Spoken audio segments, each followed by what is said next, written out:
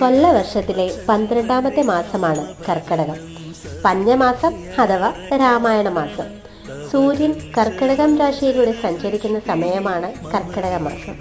July August മാസങ്ങൾക്ക് ഇടയ്ക്കാണ് കർക്കിടക മാസം വരുന്നത്. അപ്രതീക്ഷിതമായി മഴ പെയ്യുന്നു എന്നതിനാൽ കള്ളക്കർക്കിടകം എന്ന ചൊല്ല് തന്നെ നിലവിലുണ്ട്.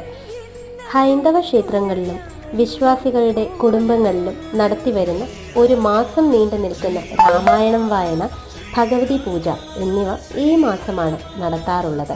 പണ്ട് കാലത്ത് സ്ത്രീകൾ ദശപുഷ്പം ചൂടിയിരുന്നതും ഈ കാലത്താണ്.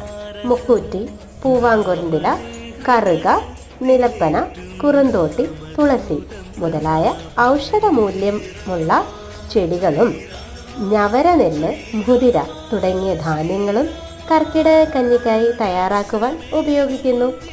എല്ലാവർക്കും നല്ല